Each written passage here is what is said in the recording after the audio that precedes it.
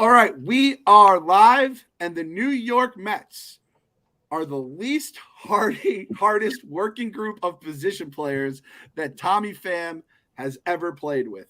We're going to lead off the show with a little Mets story.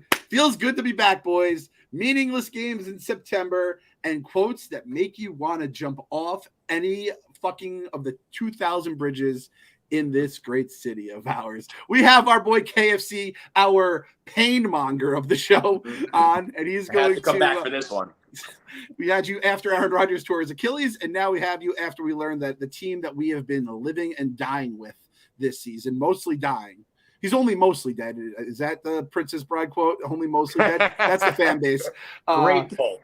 We learned that the reason why they have been killing us slowly is because they just don't work hard. The position players, and not like Pete or Nimmo or, like they've definitely cleaned up some of that quotes and not take direct shots. Time. But fuck that. Now I'm angry. Now I'm fucking angry. Kevin, the floor is yours. This is why in my older age and specifically this season, once things went down the tubes, I'm not dedicating all my time to it. And I really tip my cap to you guys, and I really appreciate you guys keeping the podcast going and all that stuff. But like, this is why it gets harder as you get older to like live and die and cry and dedicate literally every fucking night for 7 months of your time, because then you find out things like this and it's like, oh yeah, this is just a job for these guys, for most of them. And when shit goes south, they just go like, fuck this. This season's going to suck and I'm not going to try anymore.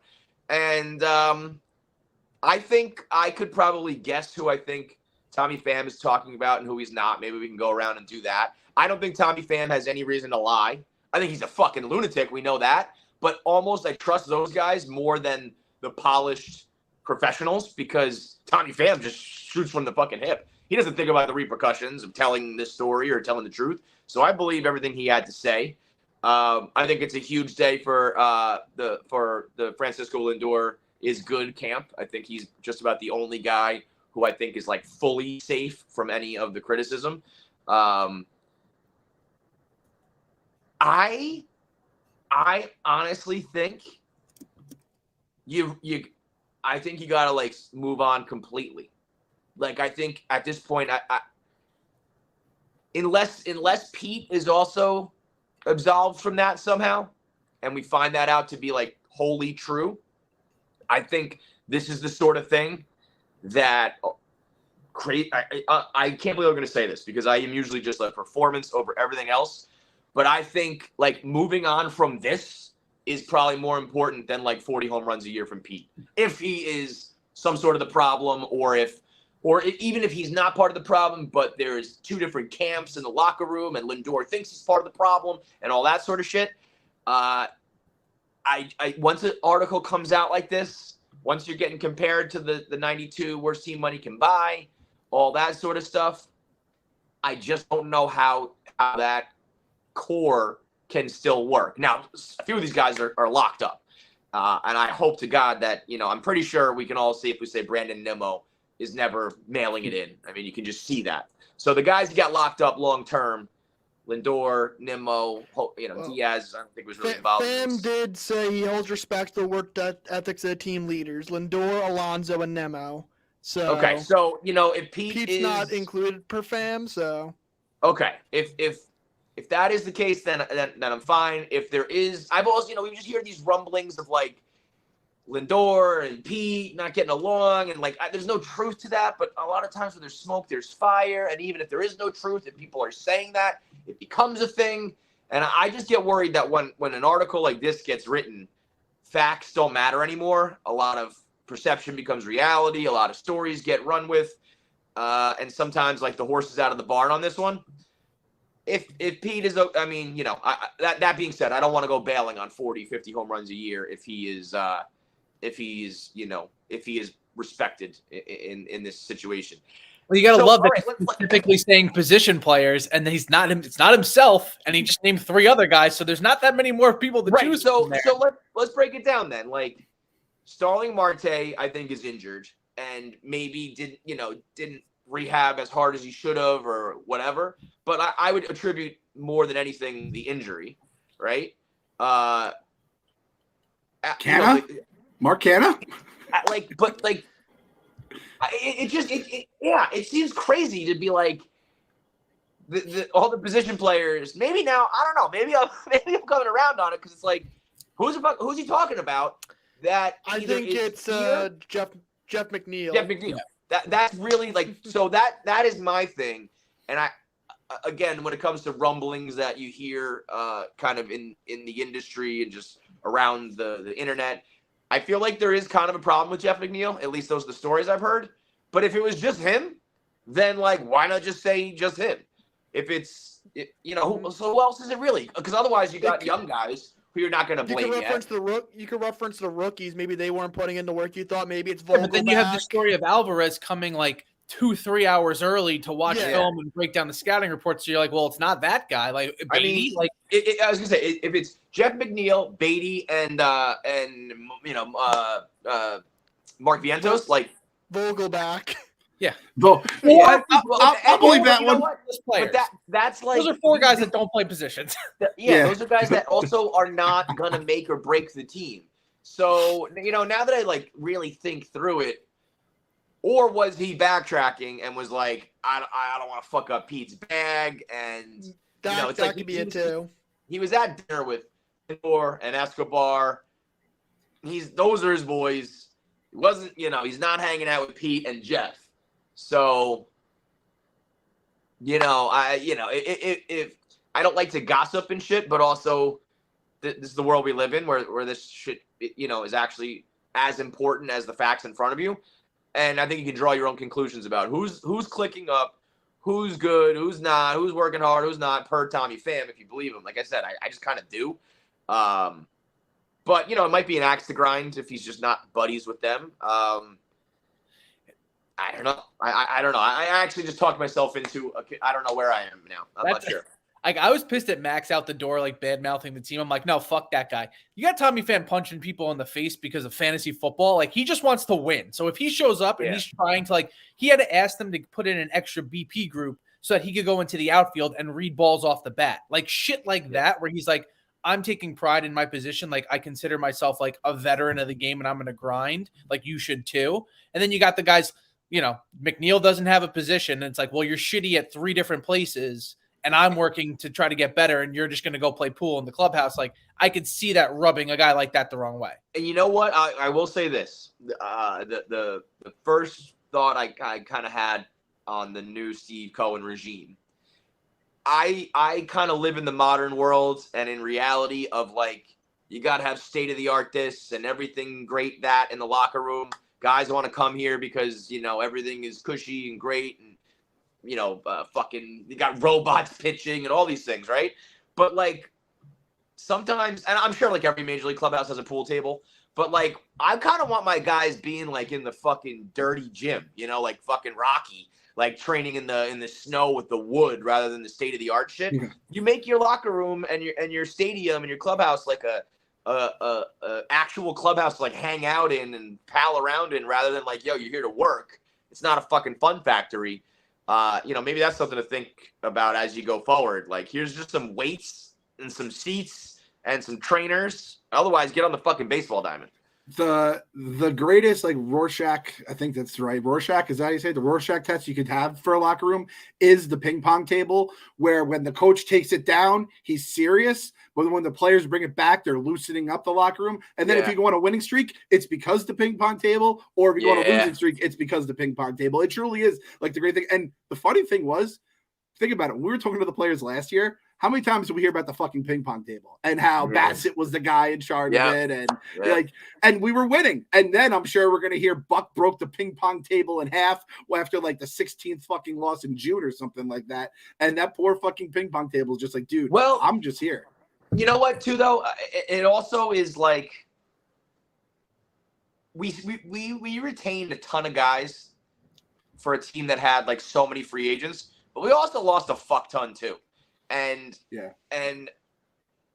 as I've gotten older in life, I've been more about everyday players and position players and offense ruling baseball. But the old school in me always says like pitching everything comes back to pitching.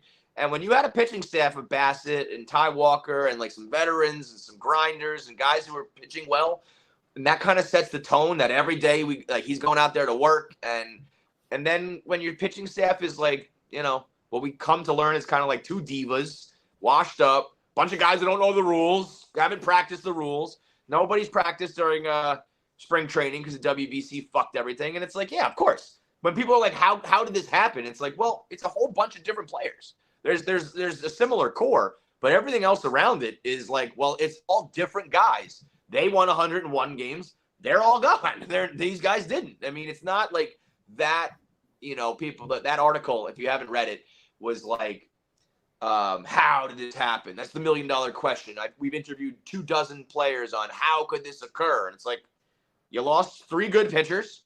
You lost a couple of gel guys. You had some regression. You had a few injuries. That's how it happens. I mean, it's not that crazy. And you play the season 100 times, you're going to have some fucking great seasons. You're going to have some awful seasons because that's baseball season, right? Yep. And at the end of the day, it is whatever. And we say this, I think we've said it like 3 years in a row. But ever since like we're going after free agents, it's like I still want to get that. I bring it all the way back to it. But I've heard it enough times in stupid baseball in particular. When the 86 Mets, they always talk about Ray Knight was that dude and how when Keith came in and changed the clubhouse. And it's like, do we have either of those guys on this team? Because it sure as shit doesn't feel like it. You have good fucking players, but you need to have one or two with the guys with them dog in them, right? You need to have that, especially in baseball when you have to kind of balance the work and life of a 162 game marathon. And I hope that Stearns has at least an idea of how to fucking put that special sauce. It's sometimes just a little bit of pepper in the fucking ingredients that make everything come together. It was kind of Tommy Pham. Like he's just not good enough. Like you need a Tommy Pham that's an everyday player, that's a part of the future, because like it's hard. Lindor is like a leader, probably in like the corny sense of like, look at his work ethic. He's getting MVP votes, as they said in the article. He takes accountability for every loss, all that shit. Cool. You need like, the guy who's going to flip the ping pong table, the guy who's going to be like, and you can't really be that if you're Lindor, because sometimes you got to have like good cop and bad cop, and that's not his personality. You can't fake that. I don't blame, those guys. Then you got Pete, who's just so awkward. So he's probably tried to be that guy at times, and people are like, no, just stop, It's like when Tim Tebow went from Florida and then to the NFL, and he was trying to do the rah-rah shit, and like the veterans like, yo, shut the fuck up. Like that kind of, they're all about like brand forward first. And that's what drives me insane as being like the old school guy where it's like, yeah, like you have the flashy cleats and the glove for every single game and all this kind of shit. And it's like, I need to quote winning time where Larry Bird's like, I need 18 fucking heart transplants because these guys can't win. It's like, you do need somebody that they respect enough that they're not going to be like, fuck that guy. But at the same time, like you rile up the crowd enough where everybody's like at least rowing in the same direction. Because this team just felt like this season, everybody had their own little storyline of like struggles, and it didn't feel like a cohesive unit at any point. You know why? 3 letters, bro. Say it to me. Give it to me, Kev. Give it to me. 3 fucking letters. The WBC. And as much as I joke around about that, because I obviously was, that was a whole storyline back in spring, I genuinely mean it. I really do. I absolutely believe that when they sent more players than every team except the Astros and Cardinals, and those are 2 teams that are like buttoned up franchises that, I think have earned kind of the benefit of the doubt to do those things. Obviously things didn't work out for the Cardinals, but the Mets just shouldn't be doing that extra bullshit. And they're not there yet. And when you kind of come to hear that like veteran players didn't know the rules, and that last year spring training was a really important part of everyone buying into the philosophy, and that's where Buck really shined. And then you give the guy a week to prepare. Now, Brendan Nimmo had a good point being like, well, we were 7-3 out of the gates. Early season wasn't our problem. But, maybe a couple bad habits set in. Maybe, you weren't prepared for your first losing streak, because all these things that you didn't do during spring training, from literally the rules down to the atmosphere. So, and of course, they were like, they had a good record early on, but they were still making those mental mistakes with that good record. So it's not like They were playing like clean Right. baseball all year. Right. Kev, next, so 2026, say it's the next WBC, and say we send fucking a quarter of the fucking roster to that, and we're international, so we're going to be sending guys to all different teams, right? Will you counsel decising the first pitch of the WBC? You might have to. I might be forced to. I might be forced to. Because, I mean, it's absolutely going to happen because everyone, because Meek Phil told everyone that 99% of TVs in Japan were watching. So that 2026 is going to be an even bigger dog and pony show. And we'll Yamamoto. Oh, no, we're going then. to lose Yamamoto. Yep. Yamamoto's going to go there. Senga's going to go too. I forgot we're going Japanese guys we're going to have. Right. We have Dominican. We have Puerto Rico. We have fucking America. God damn it. 2027 council of season. I would be surprised if what Buck and some of these guys are saying is true. I don't see how Lindor would go. Like any of the guys who are still around who went through it the first time are going to be like, I'm not going. And then if like Diaz, Nimmo, and Lindor say no, it's going to be hard for a bunch of other guys to say yes, I think. But I don't know. Who knows? These guys are fucking idiots. And they care more about, tweets. Kevin, if we win a World Series in 2024, 2025, or 2026, will you care about the WBC in 2027? No, of course not. So exactly. But That's brother, what we do. That was my joke. That was my thought 6 months ago, a few months ago. Now that we're in full rebuild mode, I don't think we're going to be winning a World Series in 24 or 25. I would hope that Uncle Stevie, now that he's been the owner and seen this all go down, I would hope he'd say, guys, listen, if you want to go to your country, I can't stop you from doing it. But if you want to win a World Series and get all the accolades that come with it, the 86 Mets are still cashing in on their fucking title fucking like 40 years later. And if you got to make the money and all the fame and glory that comes with it instead of, a tournament that, honestly, put a gun to my head right now, I cannot tell you who won the WBC this year. I've completely forgotten it. Kevin, do you know who won it? I think it's Japan, right? Did Japan win? No? They Japan beat us. Yeah. Okay, but I was good. I didn't even know. Mike Trout struck out to Otani, and he asked Mookie Betts, "Is this what the playoffs feel like?" Whatever. That was the championship game. I thought that was the semis. Shit. I think that there will be enough owners, coaches, players who will point to the Mets and point to Diaz and point to there was a couple other injuries, right? And be like, yeah, you got a bunch of social media followers, but also, is the risk worth it? And there's probably going to be a bunch of assholes who say yes, but I think there will still be. I still think there was enough negative from the WBC that will make some guys question it. Some owners really tell guys, I really, really, really prefer you don't go. And then you're thinking about your money, your negotiations, all that sort of shit. I think it'll be it'll still be massive, but I do wonder if there was enough to make guys go what if I'm Diaz though? I think if you're the league, you have to cut in the owners in a different capacity because they covered his contract with insurance. But then in the grand scheme of the Mets, it's yeah, dude, but I just spent fucking $300 other million thinking we were going to go for a playoff run. And now this guy who's a big part of the team gets hurt. I just wasted all this other money. You're giving me what? $30 million in insurance money? Thanks a lot, I guess. Yeah, nobody fucking cares. Yeah. Right. I'd like to think that if Acuna, Luis Angel Acuna, and Drew Gilbert, who is the most competitive motherfucker on the planet, I imagine if they get recruited to go to their country, I want that fucking. This is how Edwin Diaz will earn his money from this season that he didn't pitch. He just shows those guys the scar in his knee, and be like, guys, is it really fucking worth it? And and if he had gotten that before he got paid, and this was Diaz was gonna be a free agent this year. You could take a fucking entire decimal place off of what he ends up getting paid, right? Totally. He's not getting 100 mil after that fucking magical season. Fucking Timmy Trumpets is blowing up. Completely different narrative if it was before his free agent season instead of after his free agent season. Also, I don't want to directly compare it because that would be silly. WBC is still sports and you're still competing. But at the end of the day, it's really just to raise your Well, I don't know. I think some of these guys really do care about their country. But I think that they individually care about raising their profile. And it's there's a million things you could do to raise your profile that you don't do because it's a distraction to your major league career. You could be on a fucking reality show. You could be doing internet shit. You could have a podcast. And that would get you all your followers and get you your notoriety. Now, yes, they a lot of these guys do take pride in their country, but if it's about like the opportunity to grow the game and the brand and all that shit, it's like there's a lot of shit that would do that everyone says that's a distraction, that would be unprofessional, don't do that. I don't get why the WBC is any different just because it's the same sport. It's still outside of your job. Leave that shit to Karavis. Let him grow the game. That's what he gets For fucking real. paid very, very handsomely. But honestly, seriously, it's like that is what that whole thing is for fanfare and for like, wow, that was so cool. And it's like, you know what's cooler? Winning a fucking World Series. And I think anybody back saying like this was more important than the World Series is gonna feel like an asshole come the World Series. And I just hope 4 years from now people remember that. But it'll probably be the opposite. 4 years from now, people will forget the bad, remember the good, and more people will go.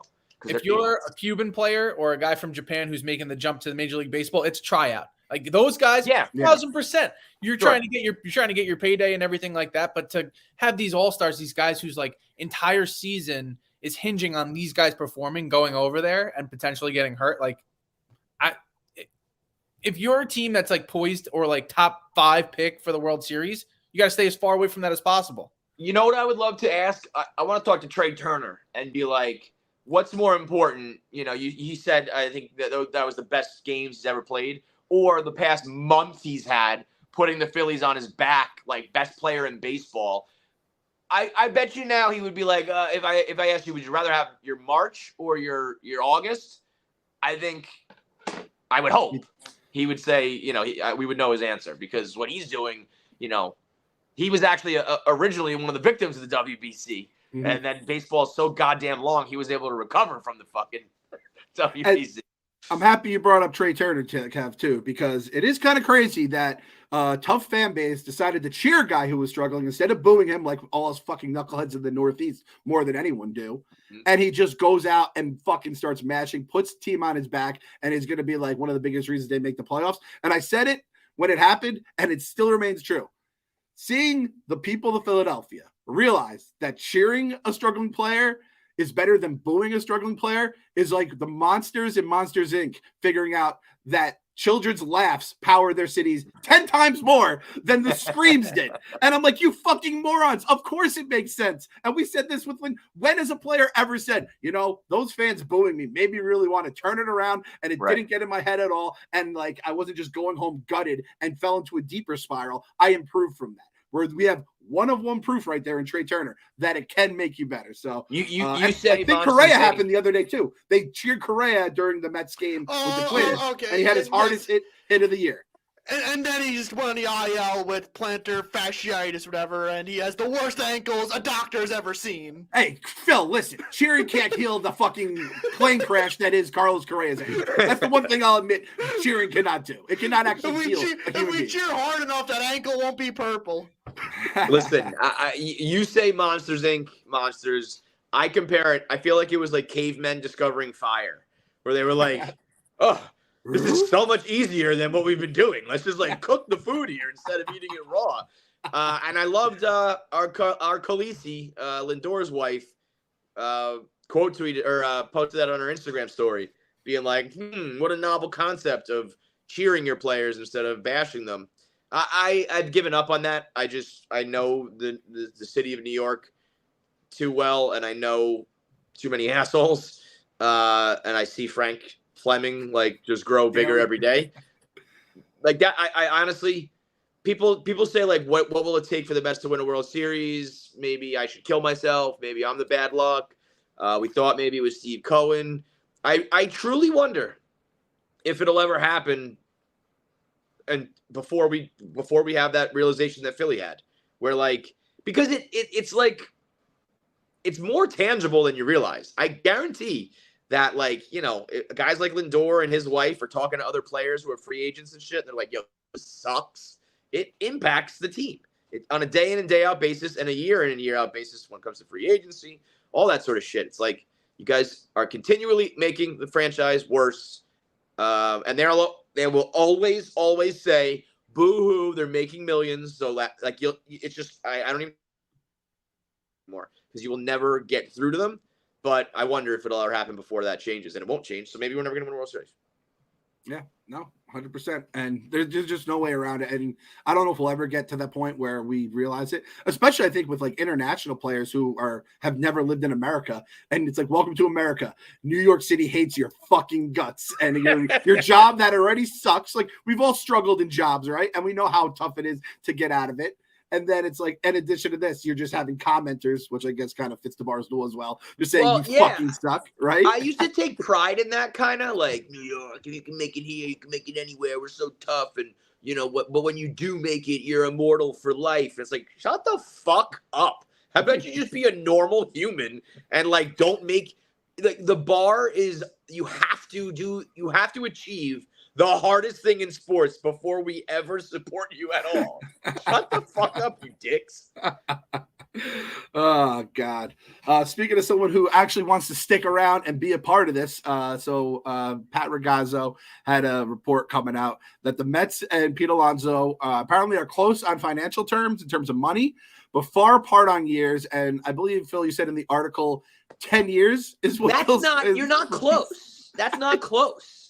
If you're apart on either the money or the years, that's huge. You could, if the Mets are offering, 5-150 and you want 10-300, that's not close, but it's, the money is right. That's not how this works. They've agreed on the currency. US dollars is the currency. Yeah. Other than that, nothing else is fucking close. That's what that means, right? That means, annual value they agree upon, but you want probably double what they're offering. I'm guaranteeing the Mets don't want to go over 5. I think in Pete's mind, he knows he's not getting 10 years, but he wants to maybe that's like so early in negotiations to where you shoot for the moon and see where they land. Yeah. Shoot for the stars, you land on a cloud or whatever. I would give Pete a 10-year contract if the back half is all like, if it's front loaded so he gets his money, $30 million a year, and then the back half is like $10 million a year guaranteed. Yeah. With all it's an NFL contract. It's an NFL contract. You can cut him if you want to, and he's getting right. Let's just say the hypothetical 10 years, $250. You're making $25 million a year for a guy that's hitting 40, 50 home runs. $25 million a year isn't like no, I agree with that. I think the front half of that. I am actually of the belief if we can get past this whole article, he's gelling with the team, all that shit. It's one of those classic like it's not my money. What's the difference between 5 years, 6 years, 7 years? Just do it. But that is almost a guarantee to be bad. Like, for sure. The back half will absolutely be terrible. Because he's already batting 210 at times. You know what I mean? Like, it's going to be some Mike Stanton shit at the back half. I think by the way, look at him like Chris Davis, where it's like you can hit the ball very far, but you could also completely just lose it at some point, and then you're like the most average person of all time. Yeah. Sluggers just, dude, I do not feel sluggers age well. Phil, like, speed guys wouldn't age well too, you would say, hypothetically speaking, but I feel like you just want a guy who's maybe more of an all-around player instead of a guy who's just going to hit 50. Now, he's putting up record numbers, albeit on a fucking offensive star franchise like the Mets for years, where he's going to be like number one home run hitter. But I feel like for the most part, guys like Pete, you're looking at is especially the nerds in the analytics department are probably like, if he wants 10, the Mets offer 5. Can we agree at 7? And then, from years 5 to 7, that number goes down or is at least manageable. We can figure out a way to make it a little funky where we're not just getting butt fucked by a Chris Davis. Yeah. Team options for the last 3 years. I think Pete wants some of the status that comes along with like a 10-year, $300 million deal. I'm like Bryce. I'm like, it's like, you're not. But you feel like you are. I will say this: if you don't give him money for the first few years, when he's hitting like over the first 4 years, when he hits like 200 home runs for another team, that's tough. I mean, again, I always kind of go back to the Mets history. We don't produce 40 and 50 home run guys, and we got one, and he's gonna do that for considerable years to come. I think it behooves the team to have it be on our team for the foreseeable future and deal with the back end however they need to. It will be bad, but like for, year 30, when he's 30, 31, 32, 33, and he's still hitting 45 a year. And we are not, and we're struggling. We have a power outage. It's going to be like, well, we fucking had one. you look at Ryan Howard, that's like the biggest comparison to him because Howard was actually still to this day has the fastest pace for home runs coming into the league. And it's just like him and Pete, that's it. And he blows out his Achilles in 2011. Yeah. And then from that point forward, he falls off a cliff. Like That's Pete's what been in I a was literal gonna say, car accident, gotten hit in the head 40 fucking times and hasn't gotten hurt. So it's like, Well, if he's durable, I think it's a longer runway.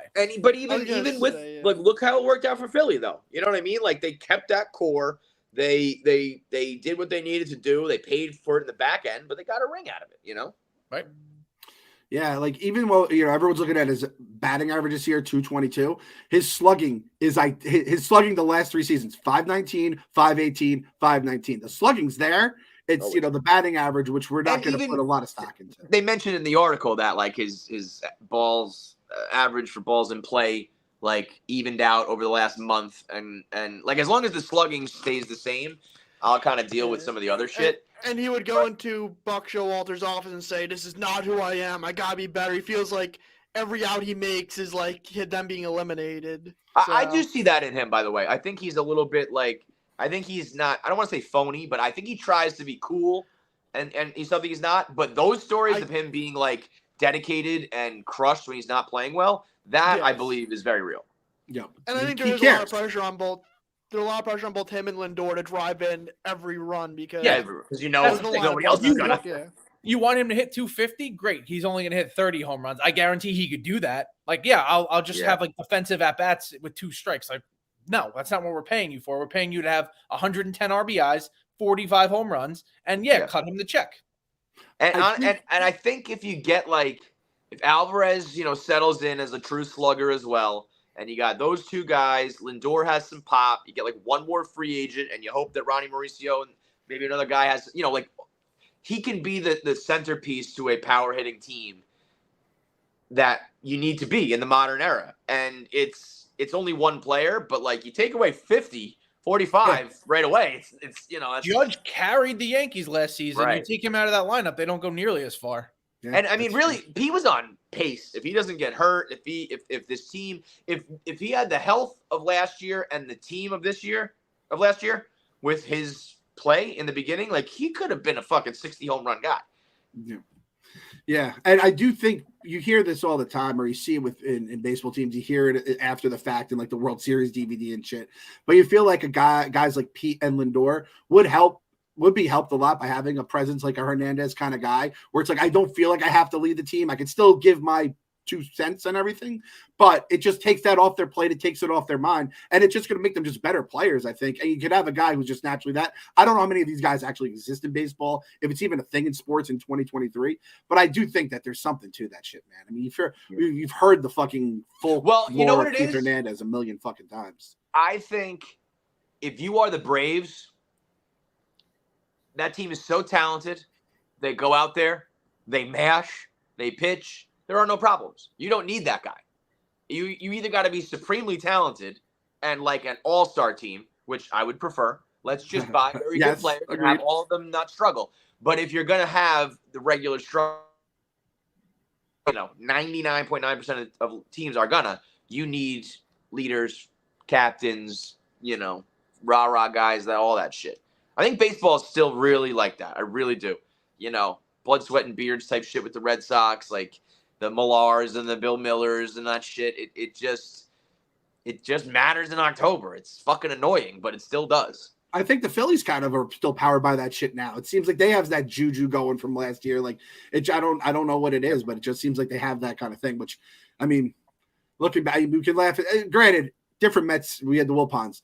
I'm just really happy. Like I feel like Bryce Harper just being in the middle of that Yankees lineup would have been haunting our asses right now. And if they had gotten, they would have had Judge come up, and then they have Bryce from the left side. Holy fucking shit! And you know what? That Bryce is like a great example of like what we're talking about with Pete. Obviously, different caliber of player, but those contracts are so long that like I remember in the beginning being like, "Whoa, Philly, 13 years with this guy. Good luck." And then like 3 years in, it's like, oh, never mind. Yeah, it was good, He's awesome. And then on the opposite spectrum, you see Manny Machado, same thing with him, except he's having a bit of a down year. Now you're like, oh, now this guy's not a leader. What's interesting, by the way? I think I think I have done a 180 on Juan Soto. I don't know. Like, I think he is still a top talent, but like, what are his numbers this year? I think you're picking a bad time to say that because I think he's not right now. rushing right now. Okay. Yeah. I've been checked out, but his numbers are down. But I think he's like playing like the old Juan Soto currently. Yeah, I mean, I guess he's still so young, but it's like there's been a lot. The past few years, not like 900 OPS. So yeah, leads the league in walks, 32 home runs, 100 ribbies. He'll have 100 runs. But yes, the Padres are. I'm very happy. Like when you read the Padres stories and the Yankees stuff, I'm like, man, I'm happy we just sold, hit reset, and are going with another plan now, right? Instead of doing with it. Now they can make the wild card now. I think they've gotten hot now, and if they make it, you just never know. Baseball is that stupid. They're like 4 games out with like 12 to go, so there's a chance, but there's a chance. It. It was 7 with like it was close to 7 with 17 to play the other day. I think it was like 7 with 18. There were 7 games out, and I was like, "Oh my god! If this happens, I'm gonna kill myself." Speaking of guys who have had their better days behind them, we have to get this clip that was sent to us by our boy Kyle here. Alex Cooper, just going on, God. and this is so fucking brutal. I just did 1 minute man on this. This is a cold world, dog. This is as cold as it gets. The face of this video for the people watching on YouTube, you can just see the fucking just joy they're having, reveling in it. This, I believe, we're talking about our boy Noah here. Know that people in the MLB locker rooms are going to forever maybe be chanting our names until they fucking retire, which I'm sure mine is like about to on his way out. He can't get a fucking contract. Oh.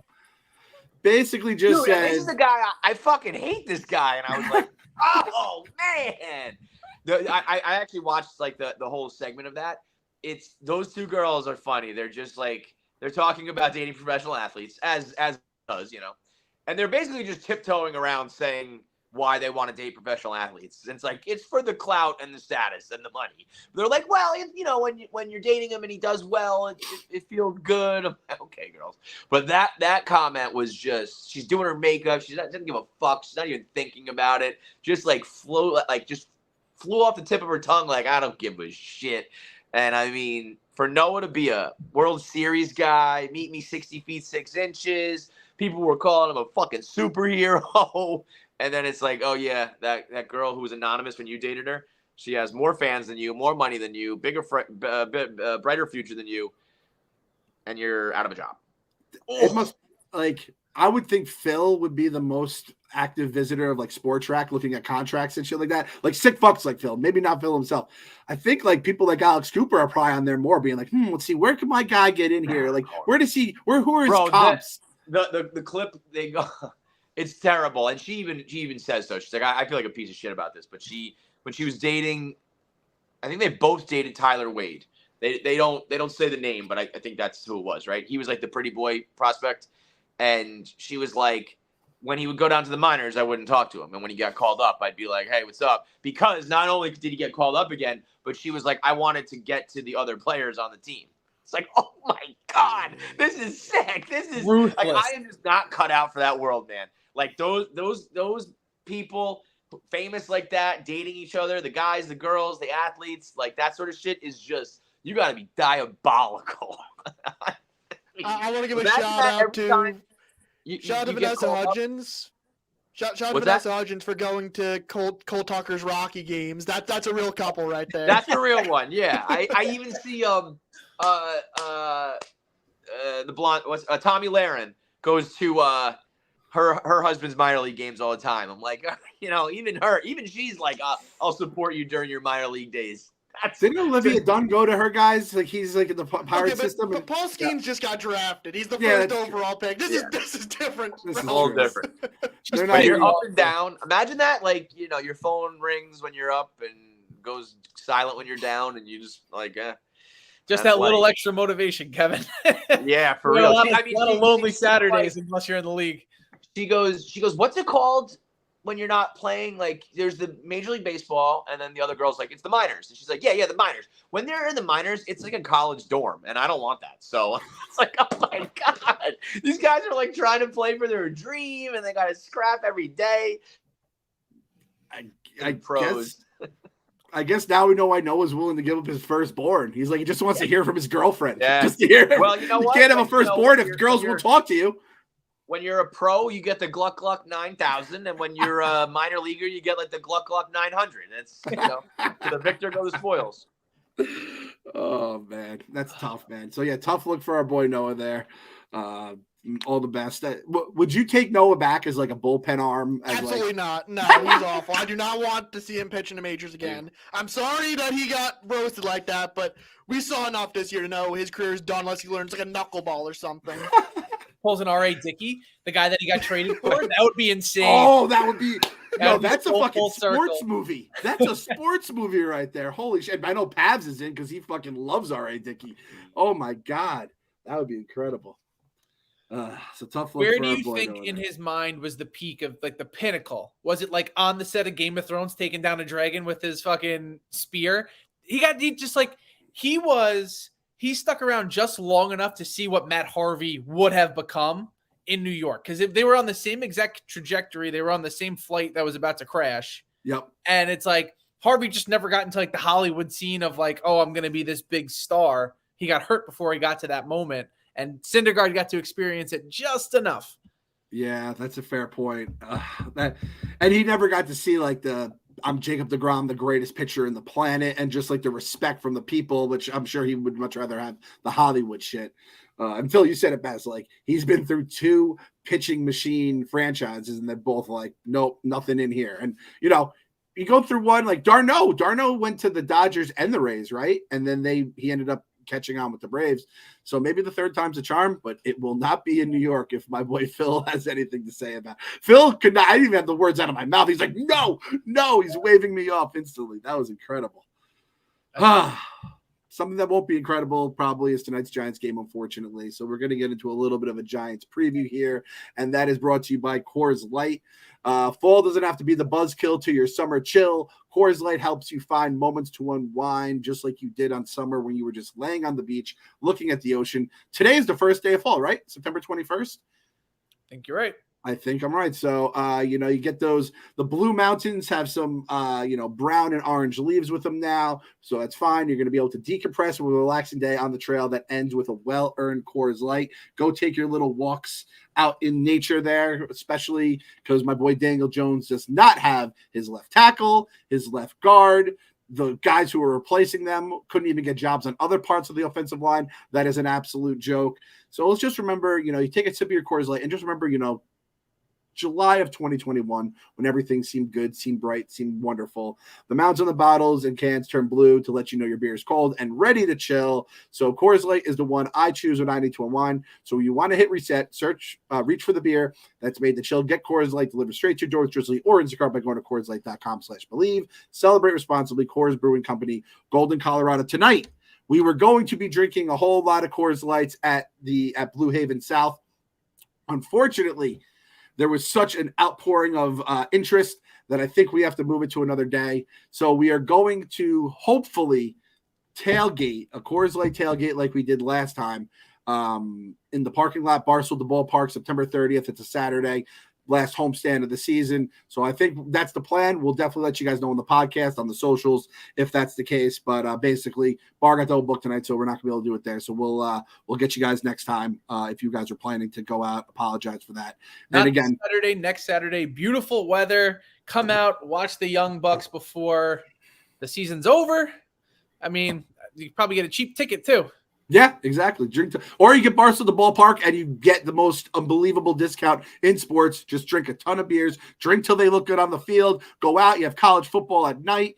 Get the whole, this is the best time of the year to day drink, I think, because it's not too hot. It's not too cold. You don't have pollen in the air like you do in spring. Absolute best time to drink. And then you have football going on Saturday into Sunday. You just roll that whole weekend together. So check it out there. We'll be in the parking lot. Hopefully, we'll let you guys know for that for sure. Giants preview for tonight. Phil, give me what your ideal Giants game is that you broke it down before we went live today. Ideal Giants game, Daniel Jones doesn't play. You just throw Tyrod Taylor out there and just take your 34-3 loss. But my confidence for this game is an absolute 0. And I think that's fair to say because we're playing with nobodies and the Niners are a Super Bowl team. The 49ers are that team in Madden where you look at their team, 90 overalls everywhere, but the quarterback's 74. So and now their 74 quarterbacks got boosted up to like an 82. So yeah, the Giants defense was made to look pretty rotten by Josh Dobbs and James Conner last week. I'm petrified of what they might look like with Kyle Shanahan fucking nitpicking every little tendency and figuring out how to have Christian McCaffrey and Deebo Samuel just fucking roast our guys. Definitely a terrifying thing. Hey, listen, how many times have we talked about on the pod here? Buck has punt games. This is just a punt game. Literally, first down, 1st and 10, punt. Just punt the fucking ball. You don't even need to risk Tyrod being on the field. Yeah. The fucking Scottish Hammer. And hey, you get a couple fumbles by them, return it for a touchdown, and hopefully just run the clock. I run the 4 corners offense like fucking Villanova did against Georgetown. Different sport, but who cares? Kyle, you have any takes on the game today? You guys say you want Tyrod in. I don't. Then you got a quarterback controversy. Next thing you know, he gets a close game. It's down to the wire. Everyone's like, "Well, Tyrod at least is mobile in the pocket." If you're gonna be running for your life, you better have a mobile quarterback. So that's a fair point. You're just sacrificing him out there, you think? Because I don't know. This might be over before the half. I would say. Yeah, if you have Daniel Jones in fantasy, do not start him tonight. Just pick someone else, pick another quarterback. Do not start Daniel Jones tonight. You will regret it. Phil, who are you going with in Survivor tonight this week? The Niners. I'll just take I already said if the Giants win, I'll be elated. We beat a Super Bowl caliber team. I can ride that for another 10 days. And if we lose, okay, I move on Survivor. I can live with that. Is this the first time that every major sports like New York town, minus the Bills, is like just checked out? Are you guys just all assuming there's no playoffs or anything, or what? Oh no. No. I would have been checked out if we lost to the Cardinals, but I had this game circled as a loss on the calendar when the schedule came out. Okay. Nate texted me. He's like, Clem, do you, after seeing like the inactives list where we saw Thomas is out, Saquon's out, and he's like, is this let's tank for Caleb Williams kind of thing? And I'm like, if they lost to the Cardinals, that would have been the case. But no, I'm still thinking playoffs. I'm a fucking Kyle. You've seen me on this podcast. I'm gonna be thinking playoffs until we literally are eliminated. The NFC is definitely, I think, a little better than we thought. And I'm looking around. The NFC South schedule is an absolute joke. So I think there's a chance the Saints and Falcons get in. I think in the North, it's you guys, the Packers, and the Lions will both be pretty good. The West, I think there's a chance the Rams or the Seahawks could get maybe into the wild card spot. And then in the East, it's like Dallas and Philly are basically already locked for it. So it's going to be tough to get that wild card spot. But I feel good about the Giants. It's just tonight sucks. However, let me also say this, though. If I'm facing the Niners, I'd rather it be on a short week where it's going to be an ugly, weird Thursday game. And there is a chance where like Shanahan doesn't have like an extra, 3 days to murder, like just look at our shitty linebacking core and being like, I can just rip these guys apart. So I kind of like that it is on a short week. If they had the injury problems we had, I'd be feeling fucking great right now. It's just the fact the injuries kind of double whammy it, especially because you're living on the road for those extra few days. But hey, maybe winning a game in Arizona, everyone's feeling good about themselves. Everyone puts in the work. There's no distractions back here to distract you. And maybe go out there, keep it close. And then this game is such a stupid sport that I wouldn't be shocked. And listen, every week there's 1 or 2 games that fucks up everyone's Survivor pool. Why not us? Why not us? This is the one that fucks up my Survivor. I'll take it. I don't have to check Survivor the rest of the year. And because the Giants won as a 10-point underdog. So for the Mets fans and the Giants fans, this one's for you. Gotta believe. Gotta believe. Gotta believe.